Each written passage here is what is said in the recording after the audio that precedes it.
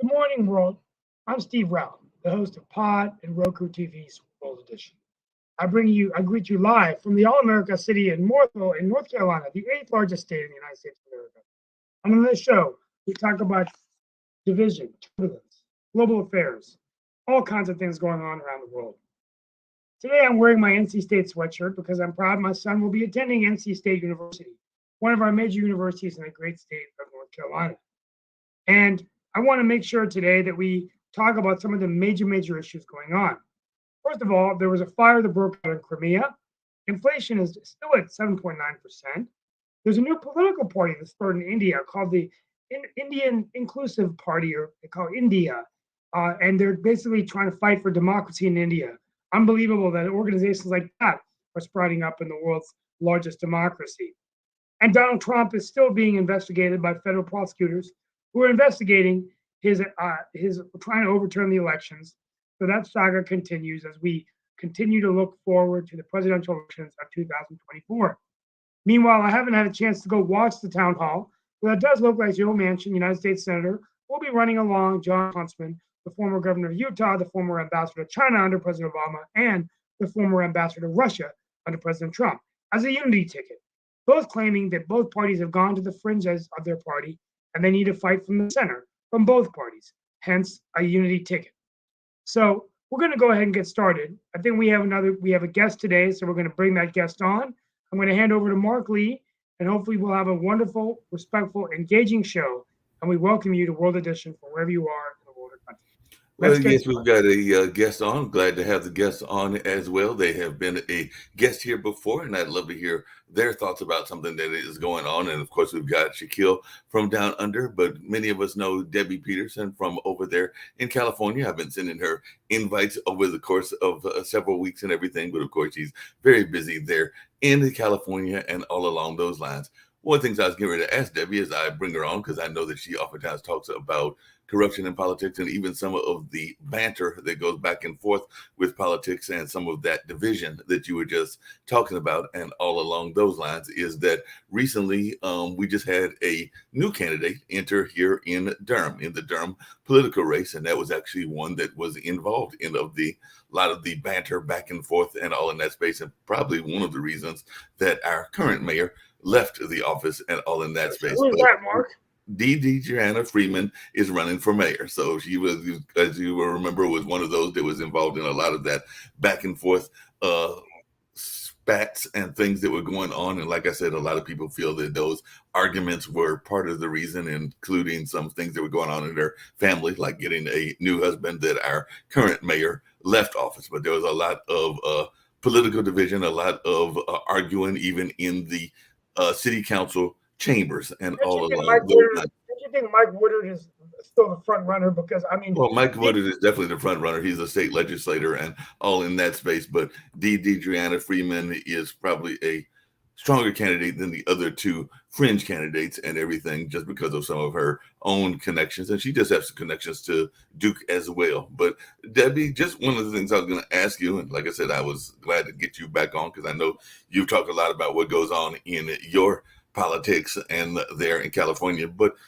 do you think that some of the American public and even the world public is tired of a lot of this bickering back and forth that goes on, that a lot of times is almost personal attacks and things along those lines? But I know this happened in California. It's definitely happened in North Carolina, even here in Durham, like I just mentioned. And I know that from what I understand of your book, is part of what you were frustrated by, because a lot of people would like to hear the politicians talk the issues and not necessarily get into these personal attacks. But I'd love to hear your thoughts from the West Coast. And like I said, folks can go back and read about these different arguments that took place. I mean, I think there were yelling matches and even almost some fights that were breaking out. And well, they weren't quite fights, but they were near fights that were breaking out in our city hall and all in that spaces. But I do sometimes wonder if folks are not getting tired of this on a national, local, and even regional level. But I'd love to hear your thoughts about this. And of course, we've got Shaquille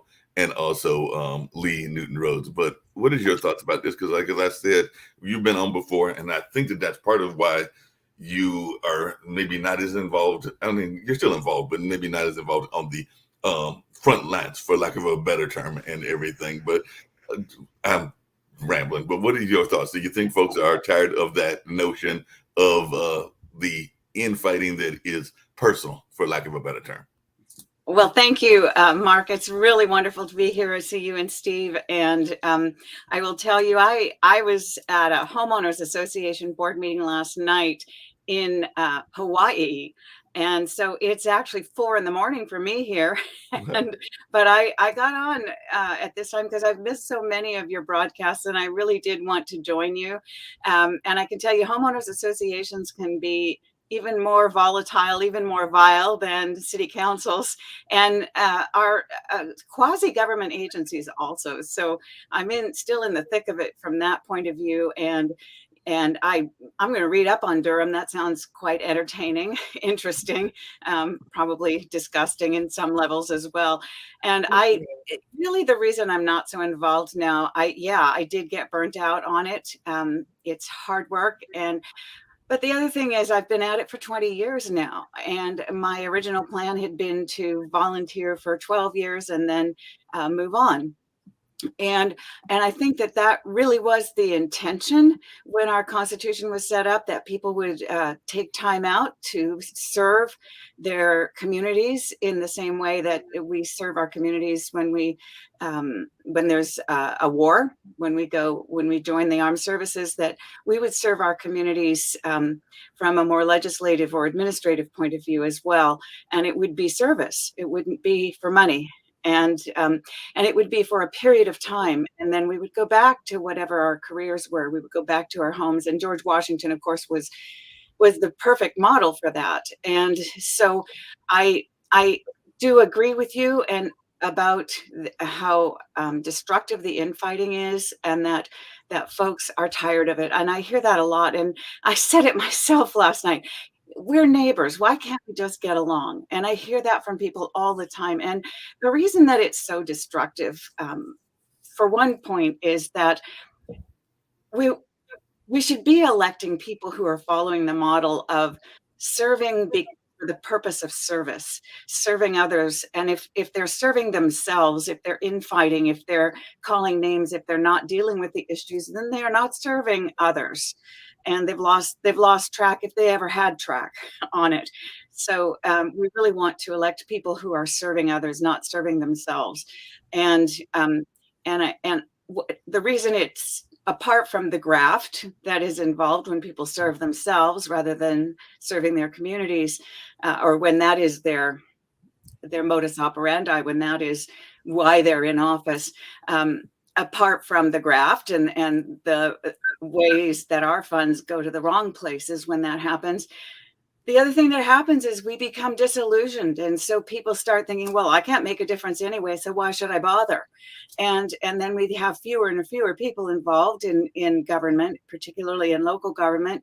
And when that happens, then it's even easier for there to be graft and for our money to go where it shouldn't go. And I'm not just talking about politics or political viewpoints about what we do with the taxes we pay, but I'm talking about it going into the wrong pockets altogether, getting out of our public coffers and into private pockets. So it's incredibly destructive when that happens, and it would be so much more helpful if those who we elect to represent us were focusing on the issues rather than infighting, because it's really difficult.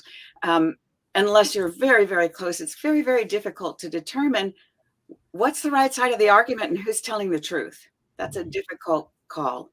Yeah, no doubt about that. I was going to bring in Shaquille, also bring in Lee Newton Rhodes, who's already here. And actually, we do have one other, Toby, as well, and everything. But one of the things I was going to ask, and all along those lines, is that, and I'd love to hear Lee's thoughts about this. And she told me to have some thoughts as well, because we've been talking about what Deidreana running and the bickering that has been going on in Durham and all along those lines. But sometimes people are concerned about what you just kind of alluded to, the ties to the special interest, because I know even here in Durham, and I'm just using Durham as an example, a microcosm of what goes on in the nation and the world, there were concerns about people having ties to developers when they are running for office, and maybe they are more tied and have more interest in the developers side of things, the ones that are giving them the money. And sometimes there's also the special interest, whether that's the drug companies or a number of other companies, education companies, and other things in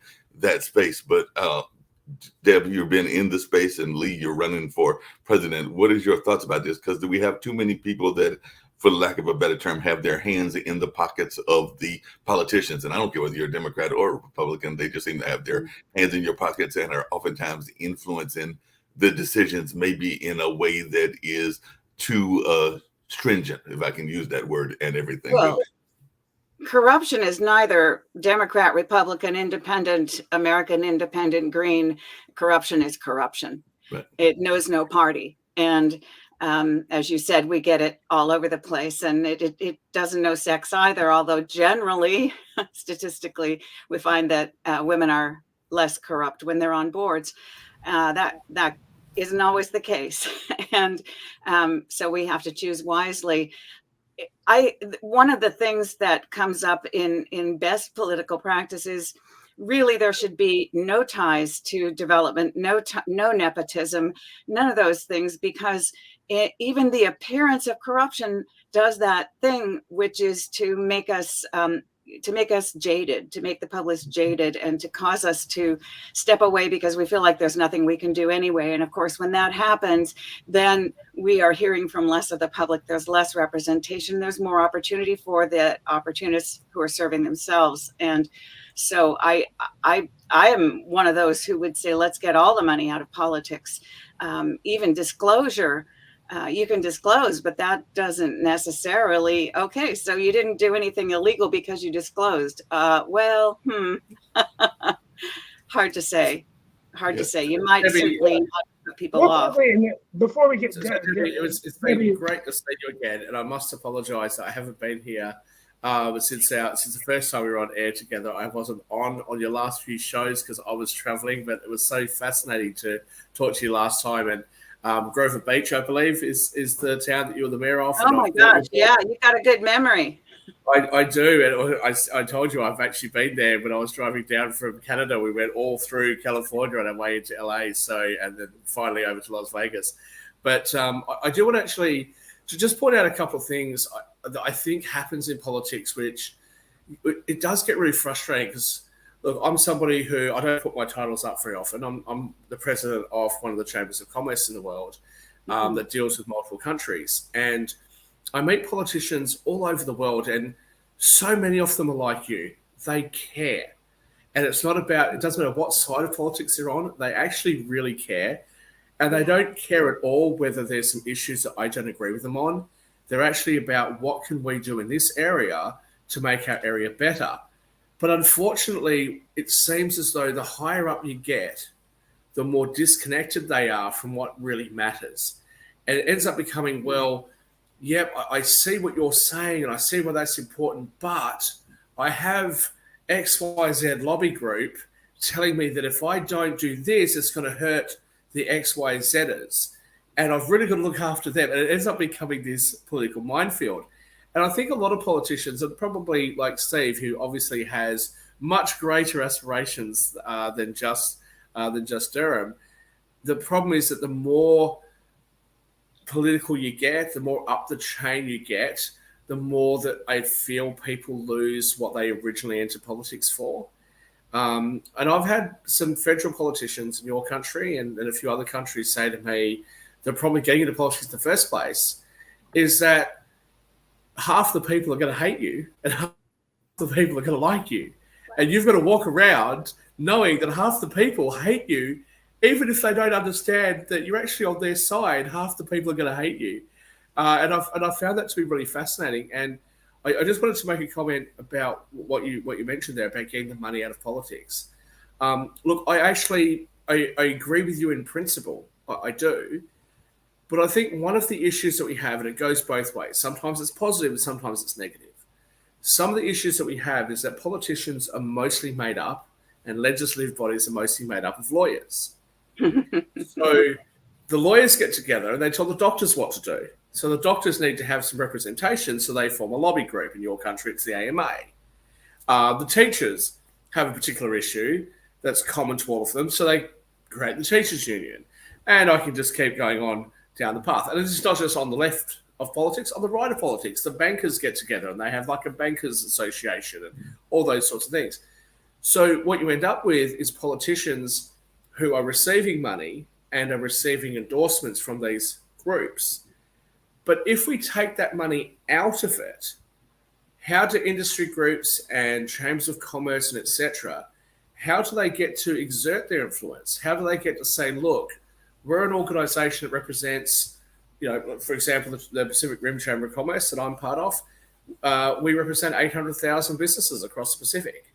Most of those businesses are small family-owned businesses. How do we represent them if we can't put money into politics? Well, there are a couple of things there. First of all, people absolutely should fund organizations that represent their interests. I have no problem with that. It's a question of, do those organizations then fund the politicians? Because, and I've been writing a regular blog for Psychology Today, and I'm absolutely not qualified to write about psychology, but I am qualified to study it and write about the studies. And I'm tasked with writing about women, corruption, happiness, and women and government. And so, but one of the things that has been found is that we have this innate thing in us of reciprocity. And if someone gives something to us, it is almost instinctive that we want to give back. And that operates with politicians. It's very hard not to want to give back. And, not to mention the fact that you are now more aware of someone because they've given you a sum of money. And so you can either limit the sum of money or that is donated, or you can, take it out altogether, or you can make it public funding where everybody has a certain amount that they can throw where they wish to throw it. Throw is the wrong word probably, but they can place where they wish to place it. So it depends on whether money is being, yes, put it in organizations, but not. Let me get the. I forget the young lady's Steve name, wanted to jump in. Nancy Pelosi's daughter. Nancy Pelosi's daughter did a documentary fairly recently, before Trump. Did a documentary, I think it was in the 2016 election. She spoke to Republicans and Democrats, and she went around and spoke to the donors and the super donors, and asked them, why they were donating, that sort of stuff. And one of the donors made the comment that there wasn't enough money in politics. I was quite taken aback when I heard that. But he actually made a point that I thought was actually really relevant. He said, we spend like $30 billion a year on advertising beer. We spend $2 billion on the election. What's the most important thing? And I thought that was a really interesting point. So I think money, should it be in politics? Maybe, maybe not. But I don't think the answer to solving this is going to be a simple answer. Sorry, No, Steve. not at all. I'm going to toss it over to Steve. You're good. Yeah, I think for me, Debbie, it's great to have you back on the show. I can tell you that the longer, like for me, I'm in my fourth term on the city council, served as a deputy mayor for 4 years.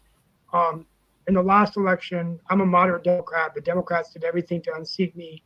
I'm actually the only person in the history of our city that's led the ticket in all 4 elections, the number 1 vote getter.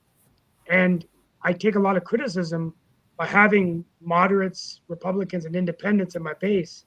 Mm-hmm. But I really believe it's cities, and I am considering a run for a higher office in the next cycle, but either a council or state position or a congressional race. And we're waiting for the new seats. But at the end of the day, I think what's happened is that the politicians are picking party over people. And I think in cities, it's the last level of government where parties aren't really in, like a road, a bridge, infrastructure shouldn't be, just because you're a Democrat or Republican. And a lot of these social issues are being now run as litmus tests. Some of the issues we debate here, critical race theory, social issues, those kinds of things, which are important to address. But I think really the taxpayers of the cities don't send us here to do that kind of work. And so, and in respect to the Durham race, I'll just throw this in here as an analyst. I think this is a very interesting race, but I do believe that even though DeDriana Freeman is my friend, I think Durham needs experience to come back into the helm. And I've grown to like Mike Woodard. I mean, it's an interesting story because he was a city councilman in Durham and he went to the state Senate in 2013. And one of the things is he actually said one of the regrets he had was that he left the city because in the city he could see the achievements of his work. And he actually said, God, if I could do it over again, I would have loved to have run for the mayor of Durham. Well, a few weeks later, this happened, and Mike Woodard is running for the mayor of Durham. But I think because he's been a state senator, Mark Lee, and because of his connections, I think he might be able to bring Durham back to the place they need to be. That's just my personal opinion. No, I mean, one of the things I would say about Mike is that Mike is definitely one that gets out in the community. You can't go to an event without running into Mike. Yeah. A lot of the community events and like things of that nature. Now, some folks, and I'm not saying whether I agree or disagree, think, and I don't know how Lee handles it in New York, or even Deb handles it there in the West Coast. But some people that when they criticize him, they feel that it is sometimes opportunistic when he pops up at events, because sometimes he will pop into an event, pop out of the event, and things of that nature. So sometimes people feel that he is playing politics, and I get it. You're a politician. You're supposed to play politics. You're supposed to get out there to be seen. But as I'm sure you know, Debbie, sometimes that can be a criticism because sometimes people will feel that you are there only to rub the hands and shake and hug the babies and do things of that nature. You're not really addressing or talking to the constituents the way that they would like you to talk to them. And I'm not saying that Mark, that stuff is important though too. Actually, a friend of mine. No, but Lee, I'm not sure it is, right? And I think that's a mischaracterization of how politicians personally feel, the ones that I've met. And look, I've met presidents, prime ministers, I give advice to these people. They are human beings at the end of the day. And look, I'm probably the worst offender at this. I'm always sitting there going, the bloody politicians, they're just out there and, what makes them so I'm the sort of libertarian, anti-government, anti-politician person. I say it all the time. But the reality is that most politicians that I meet, even at the highest levels of government, they're not just out for themselves. They do actually care. They really do. And I think what happens is that it becomes a disconnect between what they started out wanting to do and where they are. Presumably I'm a centre-right person, right? So the political party in Australia that I support is a member of the IDU. So the Republican Party of the United States is a member of the IDU. So I'm like, okay, cool. So I should just side with the IDU, but I don't. On probably most issues, I actually support the Democrats' views on it. There's actually only a handful of views that I support on the Republican side. But here's what I've noticed. When I was on the show last time with Debbie and I were together on a show, there were some conversations that we were having about California, and Debbie said, actually, I'm really interested to hear this other viewpoint. And I had a viewpoint from not just an American, because I'm not an American person, but a viewpoint on a cultural issue. Steve Rao, I won't go into our conversations, but Steve Rao has asked me questions quite frequently about, well, Shaquille, how do you feel about this? How do you feel about that? I'd like to have a different perspective. Whether or not he agrees with my perspective or not is totally different, but he'd like to hear it. And I think that what we're seeing today is a media that describes politicians as being so biased that they can't understand or don't know what the counter view is. And that's not really reality. A lot of politicians know what the counter view is, but they just don't agree with it. But that's not how they're depicted. And we have a very divided media. And I think that adds to that sort of division and that feeling of, well, to hell with the politicians, what good are they? They're just these horrible people that are just out to suit themselves. That's not really the case. And that is the first and only time that I will publicly defend the politicians. So just Yeah, making it but along those same lines, and I'm going to bring in Toby, who's been trying to get on there for a while, as well as Lee Newton Rose. But one thing that I hear sometimes, and I'd love to hear your thoughts because you are running for a presidential office and all in that space, is that sometimes people get concerned about, let's just say, development. There are examples of developers that are here in Durham, and they will give money to a project, and then folks are feeling that those developers have too much ties to whatever is going on, whether that's in the gentrification space. And it's not always gentrification. Sometimes it's just development in areas that even need development and all along those lines. But they are feeling that they are too tied to the developers. We've heard that in Durham. We've heard that here in Raleigh. We've heard that all over the country. And we've definitely, I would argue, and Shaquille, correct me if I'm wrong, I think we've heard it in other parts of the world as well. Because I've heard this conversation, because I do have friends from African nations and Asian nations and even some of the European nations. So I think it's a conversation that exists globally and not just here in the United States, because people are wondering if the developers don't have too much control. I mean, that's part of the argument that I've heard on about not just Trump, but also Biden. Do they have too much ties to some of these corporate folks and all in that space? But Lee, you are running, and who knows, maybe at some point you're running as a independent, as I understand it, and who knows, you've mentioned the third party candidacy and no label. Maybe you'll get recruited by them and all along those lines. But what is your thoughts? And do you ever have any concerns about that from the Northeast? Because you are coming at us from New York, which is, of course, is a banking and development mecca, for lack of a better term. Yeah. Thanks, Mark. Good morning, everyone. I'm not sure exactly what your question is, but if you remember when Trump, before he was president, they asked him about money and politics. He says, look, I'm a businessman. I give to both sides. You know, I have a business to run. You're not going to take money out of politics. You can clean it up as much as you want. You know, I'm not sure if I'm answering your question or not. No, I'm just asking more. Businessmen need to have businesses run smoothly. I think, Lee, though, that the point about money, and I'll address this to Debbie and Steve as well, the point about money in politics is, if I'm a widget maker and there's a new law that's just come out in Grover Beach that is going to make it more difficult for me to sell my widgets or to manufacture my widgets, and it's an unintentional law. They didn't mean for me to be hurt, but the repercussion of that law is, hey, like, I'm not going to be able to manufacture my widgets anymore. I'm going to go and knock on Debbie's door and say, Mayor Peterson, hey, like, I need to talk to you because myself and all the people that I know that are in the same industry, we're having this issue. Is that lobbying? Or is that us saying, hey, like, there's this problem, we need to discuss it? And I would expect the door to be open for me so I can discuss it. But then we move a step forward and say, okay, well, you know, Mr. Smith down the road, he is not going to support what I'm saying. He doesn't care. He's not even going to listen to what I'm saying about how me making widgets, you know, is being affected. But Mayor Peterson is.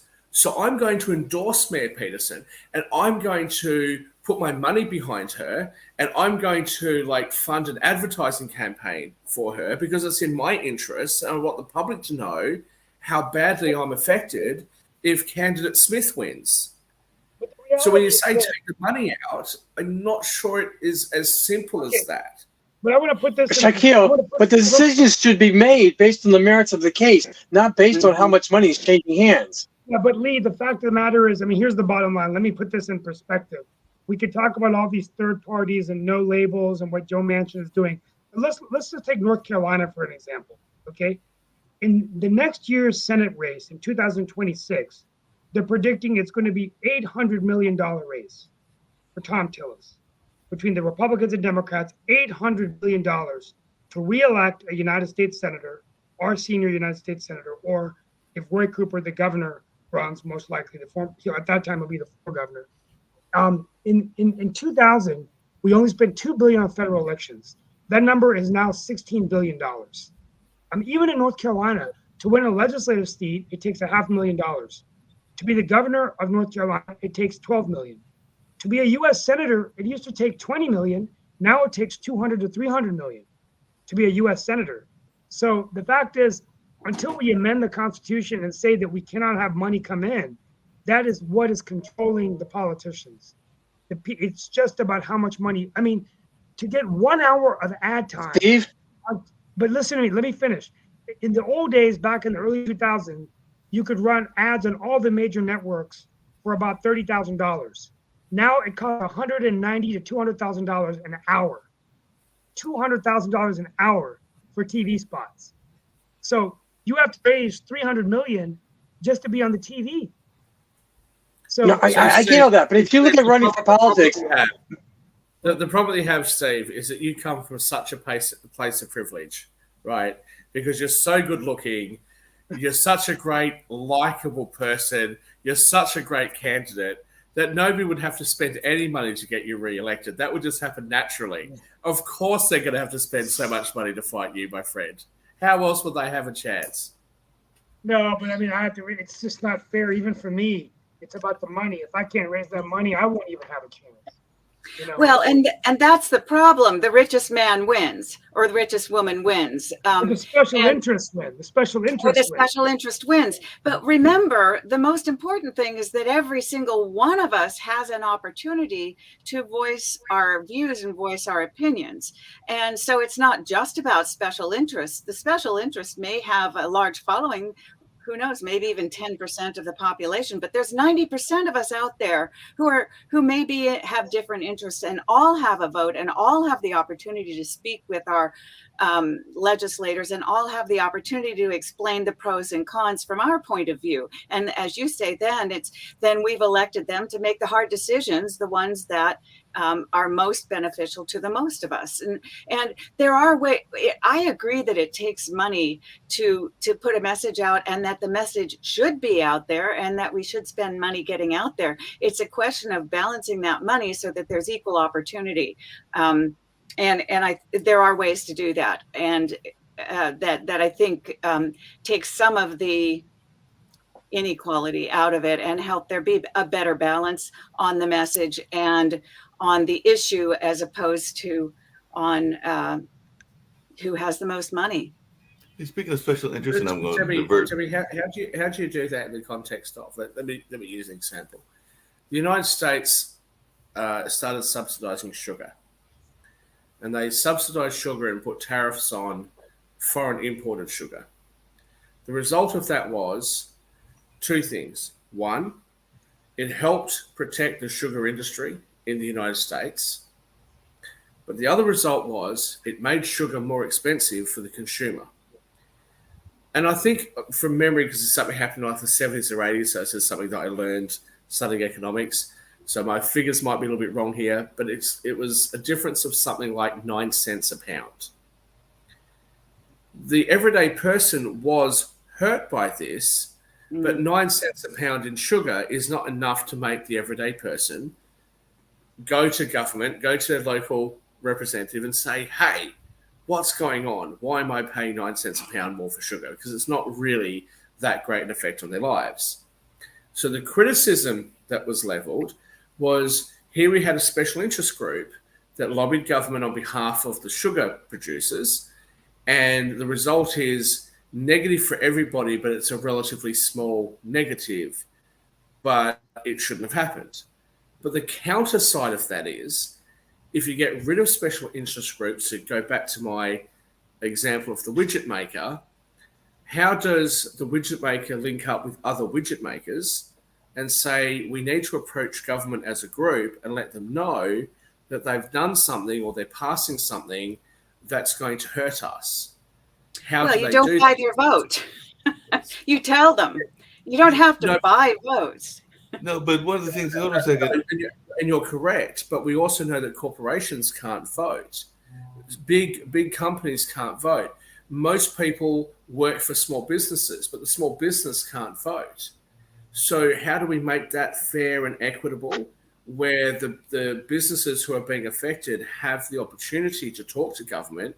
If we were to go down the path of saying, we're not going to allow you to put money into politics, but we need to curtail the influence of special interests, how are those businesses to be able to interact? When organizations like the ATF or the Teamsters come, they come because they have a number of followers a number of people in there they represent.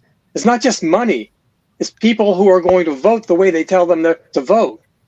But Lee, So whether it's widget makers or whatever. Lee, No, along but those Lee, same lines, you're right in what you say, but the Teamsters is a union representing people, right? I get that. Business representatives normally will form special interest groups that will lobby government.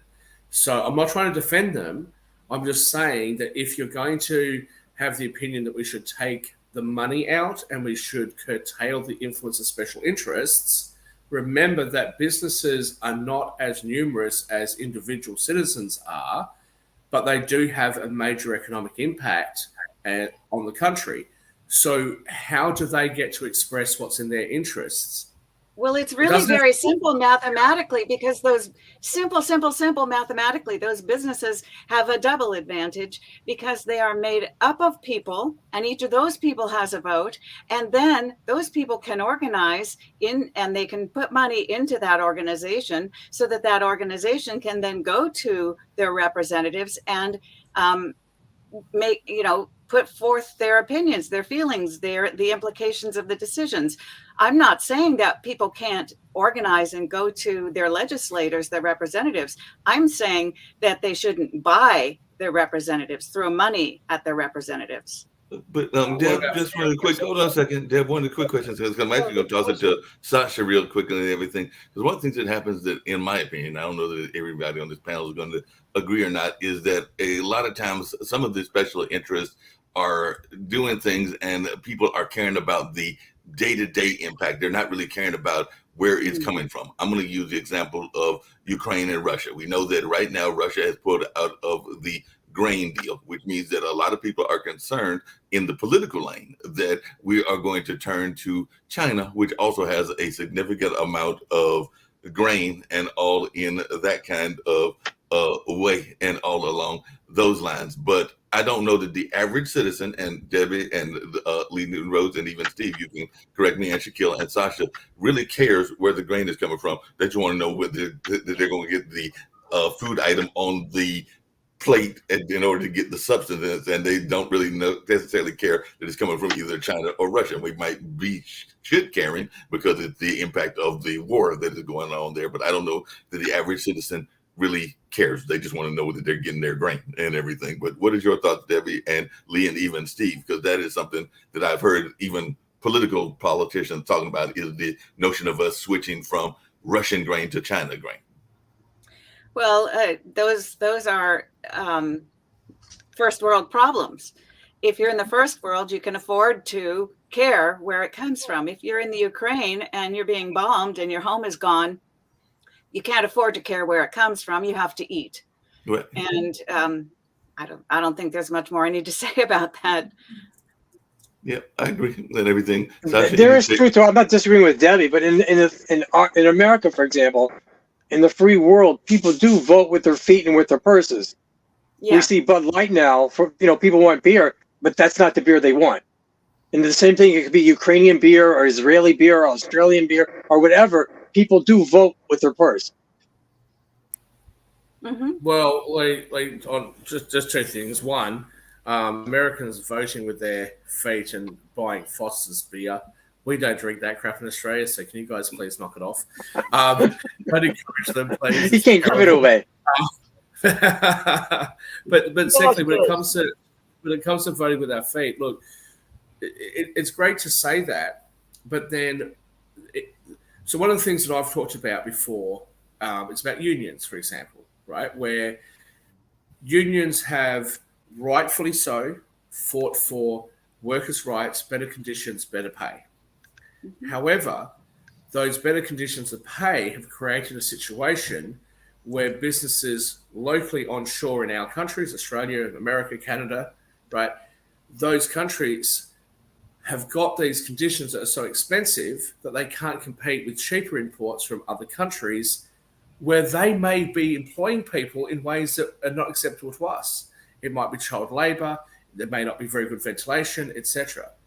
So then those people, they form a group and they say, look, I'm manufacturing this thing and we're being undercut by international, companies. we want you to protect us. We want there to be a special tariff, or we want there to be whatever. The steel industry went through this in the United States in the 80s.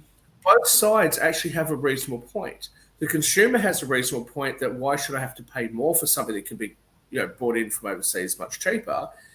But the business owners there also have a point of, look, if you want me to look after the workers, I'm happy to do that. But now I'm being undercut by competitors that you're allowing in because we have free trade.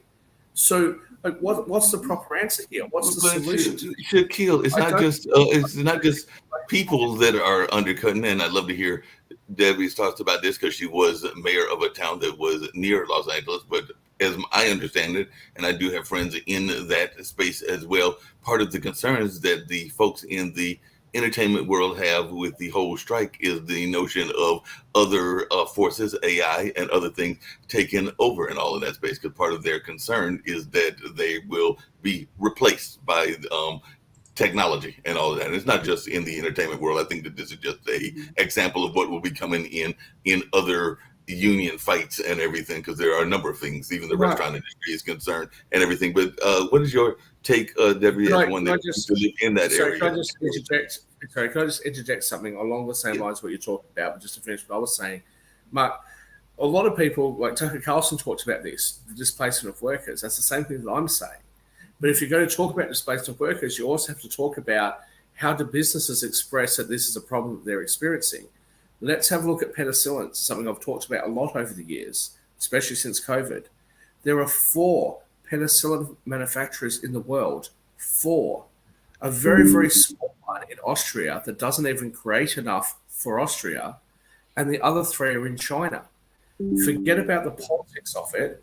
If there's an earthquake or a hurricane or like some other kind of event, what happens? And we already know what happens. We end up with a massive spike in penicillin prices across the world. Now, we here in the West have massive stockpiles of penicillin, but the poorest nations on earth don't. Right. So someone explain to me, why is there not a penicillin factory in California or New York or Florida? Why is there not one in Canada or Australia or New Zealand or the UK? Why are we allowing these jobs to be taken from us? It doesn't cost much on a per capita basis to have these factories. We're losing our manufacturing, we're losing our strength, and it's not just a complaint that should come from the workers, it's also a complaint that comes from business. We need both sides of politics to address these issues, and my fear is that wealthy Western countries like ours have a political system that unfortunately is either unable or unwilling to address these very serious concerns. Over to you, Debbie. Yeah, Debbie. Well, I completely agree with you. And I do think that one of the jobs of government is to think more universally than simply our country. This saying that all ships rise with the tide is true. And we saw that in COVID. A pandemic is universal, and the need for penicillin is universal. And if we have infections spreading in India, they will spread in the United States. And so it's actually a simple survival that even the wealthiest nations must look after those that are not as wealthy. And those are issues that we must deal with. And it means that we must work with business. And it comes back again as Rouse said, that we have to look at as Steve said, we have to look at all of the issues. And I don't think we can box ourselves in and say we don't do business, we are government, or we have to be open-minded and we have to look at all of it. And I'm with you 100% on that. And I lost track. We were talking about another topic before you jumped in that I wanted to say something on. Oh, we're talking about the strike, the Hollywood strike. Oh, the strike in Hollywood. Yes. That's an interesting one, because I think often we think Hollywood, we think glamour, but we forget that there are a whole lot of people and businesses that are completely around in industry. And it's not just the wealthy that are affected. Screenwriters usually work on commission. They work on a screenplay, they work on a project, and every time you make a film, it is one single project. It's one business, but it's short term, and then you move on to the next one. And so it's a huge risk, even on the part of the very wealthy who are funding the films that make all that money, that support all these people and hire thousands, tens of thousands of people to be made. And so it's a huge industry. And what's happening is we're seeing a shakeout as the industry changes. We have, all of a sudden, we have Netflix, we have Apple, we have Google, we have all these players coming in and producing films and producing screenplay in a completely different way than it's ever been done before. It's not just big movies. Now it's series that you see on television and that you can stream on the internet. And all of a sudden, the way the money comes in is very different. And so it's not just AI that's squeezing out your cameraman and your light man and your all the people surrounding the industry are being affected. And so it's a huge change in the way the business is being done, and the very big wealthiest businesses in the country are squeezing it. Yep. Lee, you had something you Tim, wanted to say? you You're on wrote a mute. fascinating book. I'm sorry if I get the title wrong. It's been a while since I've read it, but And I I have did a read question. it. Is it sleaziness, death, and suicide, or sleaziness, corruption, and suicide in a beach town? Great book. You've gone through the ordeal of, you've written the book, and then you've gone through the ordeal of trying to get it published and talking to the publisher and, getting it out there, that sort of thing. I think that's what you're talking about when it comes to the media industry, the strikes at the moment.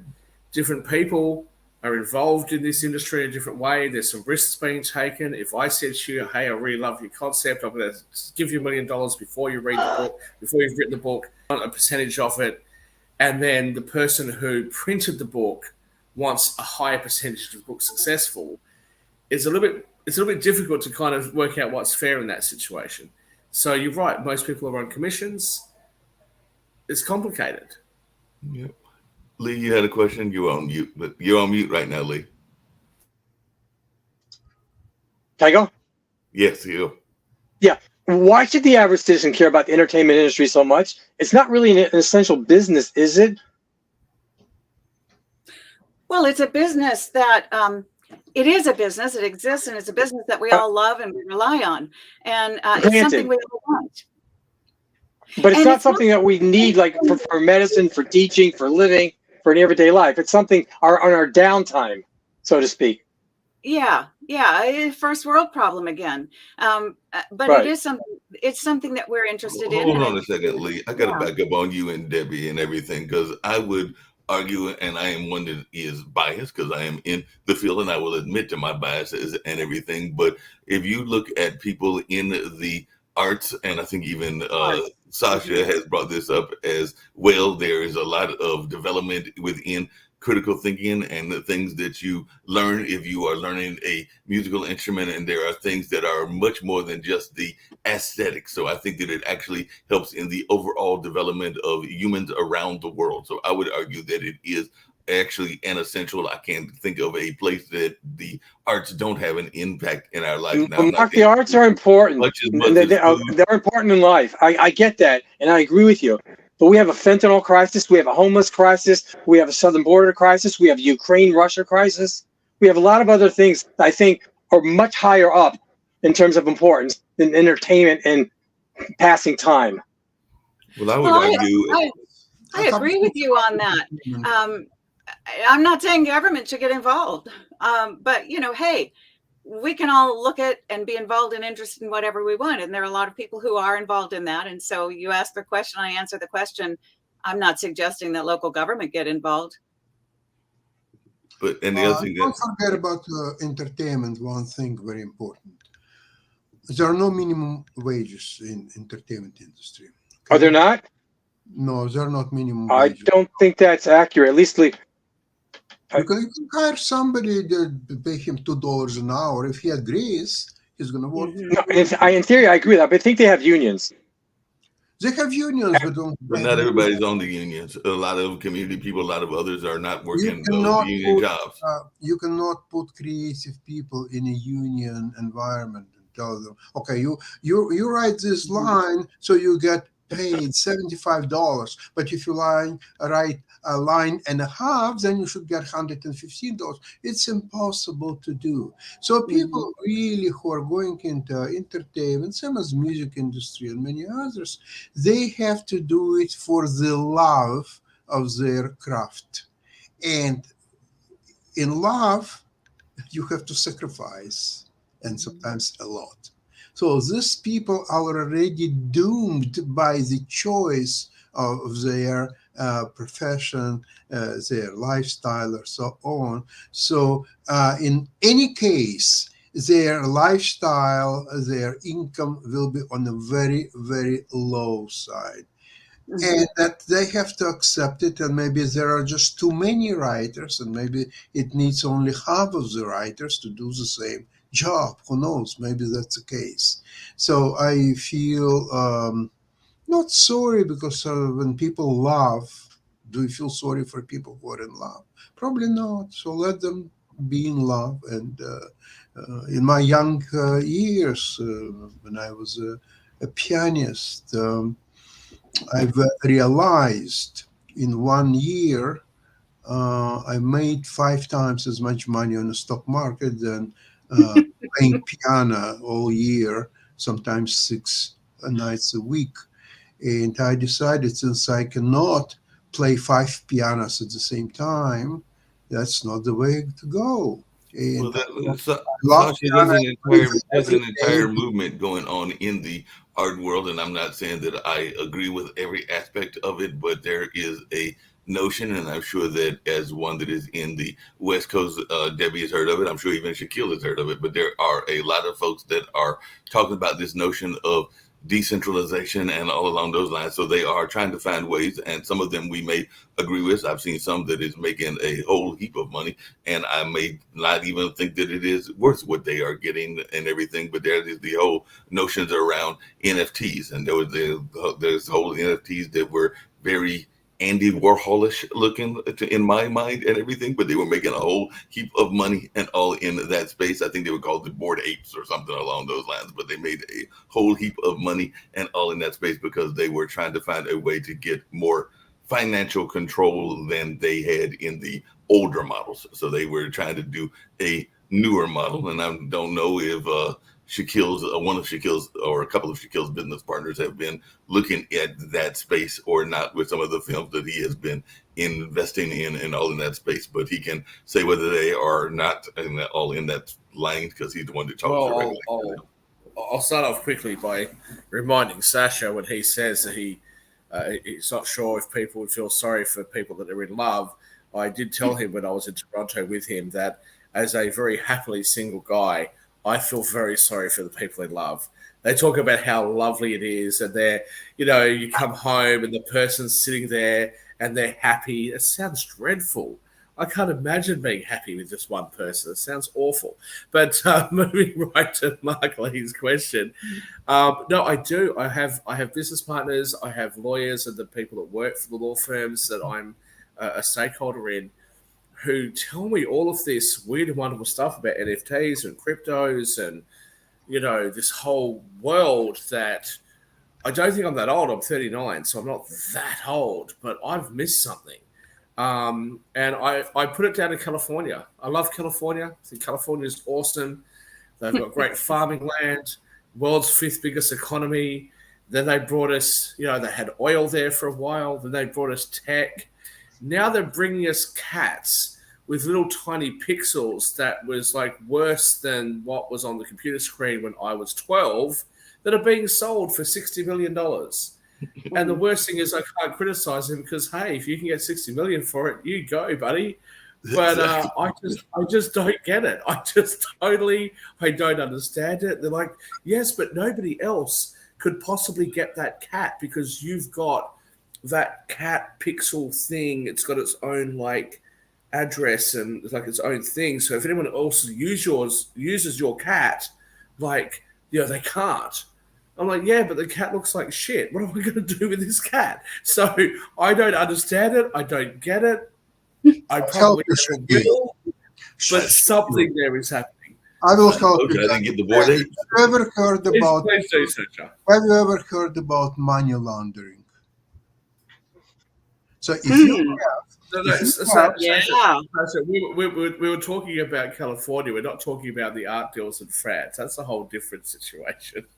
No, That's, that's Hey, legitimate. Deb, Those five we're getting to, $100 hold on a paintings, second. Deb, we're getting to that's totally get on out of legit. here. This has been a very wonderful discussion. I know Joey was trying to jump in, and I'll call him and find out what was happening. He would look like he was out on the field on this particular day and everything. So he might have even been at the ballpark getting ready for a game, for all I know, and everything. But just really quickly, one of the things that is going on, Deb, and Lee kind of alluded to it, and we can jump on this tomorrow, and hopefully you'll join us again either tomorrow or Friday or whenever I'm able to come on this time. And by the way, Steve, I am reaching out to both Deidreana and Mike Woodard, so hopefully we'll have one of them come on and they can talk about what's going on here and their political campaigns themselves and everything, so they can find out how Morrisville, where you are, compares to Durham, where they are, and all in that space. But Deb, just really quickly, one of the things that I had heard, and Shaquille's going to love me for bringing this up, particularly at the end, but apparently, and Lee kind of alluded to it, the Biden administration is going after DeSantis, who is the second runner, because of the so-called cultural war fights, and they are saying that it is a quote-unquote contrived political stunt. I would say that it might be a political stunt on both sides, but that's just my opinion and everything. But what is your thoughts about these political wars and these political conversations? Are they driving us away from the real issues that we need to be talking about, Deb? What is your thoughts about that? And then I'll toss it to Steve for the closeout. Of course they are. They're diversions. And let's talk about the issues. And I steer away from politics talking about anybody, because I think the message that we all need to be involved is more important than the parties. And just to let everybody know, it's The Happiest Corruption, Sleaze, Lies, and Suicide in a California Beach Town is the name of the book. Sorry, And Debbie. thank- I'm sorry. No, I have read Thank you for bringing it up. You did my job for me. Mark, I'm going to go ahead And and Debbie, begin my if you ever closeout. come to Australia, we are short of politicians over here that are people of good temperament, good moral, and good courage. So you're welcome to run over here. I'll back you. Maybe I'll come over. Just watch the kangaroos and the snakes, but we'll look after you. Mark, Was it I'm just going to the go ahead. kangaroos, or do we have to watch out for the koala bears too? I forgot. You look like a koala bear, Shaquille. So is it the koala bears we have to look for as well? Steve, close that out. Yeah, And I've don't got forget, one. we've got Modern Investment at 1 o'clock. So definitely, Sasha will be talking about that investment. He's got a newer guest that I'm hoping will be joining as well, as along with Milan and his regulars and all in that space. But they'll be talking about investments, and who knows, they might be talking about NFTs for all I know. But they'll be definitely talking about investment. But Steve, get us on the closeout. Let's go ahead and close out. Basically, a couple of days ago, Fareed Zakaria had a wonderful documentary on immigration, and we're going to talk about that later in the week, next week, maybe bring in a guest, talk about legal immigration, illegal immigration, and why it's so hard for the U.S. to have a streamlined immigration system, while many countries like Canada and Germany and Europe are looking at merit-based immigration, and much of the global talent is leaving the U.S. to other parts of the world. This is going to affect our economic growth, and many people do believe a brain drain is already going to start occurring in the United States.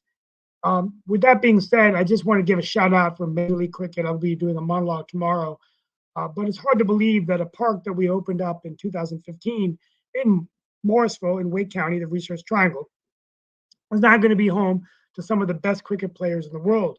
The Major League Cricket is actually taking a lot of investments from the Indian cricket leagues, and many of the top players in the world are now feeding into this Major League Cricket, the first inaugural season here of the Major League Cricket Championships in Texas, in Dallas, and now in Morrisville, North Carolina. Let's also keep in mind that the first game in cricket in the U.S. was played in 1844, and it was between the U.S. and Canada. And now there's a rebirth or an awakening of cricket because many immigrant communities, many from India and South Asia, are bringing this game back into the local community, particularly in the more urban areas of the country. Quite amazing, quite exciting. All tickets are sold out. You can go to MajorLeagueCricket.com, and I'm going to invite my Roku and Pod TV folks to come to get some media passes. I'm working on that, but we'll talk about that. And I do think it is a reflection of good things that happen when people from around the world bring their cultures and passions and their cuisines and their sports, favorite sports, to the United States of America. We can really transform our community. So on that note, I want to thank you all for being with us. We'll be back tomorrow for another edition of Pod and Roku TV's edition. Be safe wherever you are in the world. Have a great summer, and we'll talk to you soon.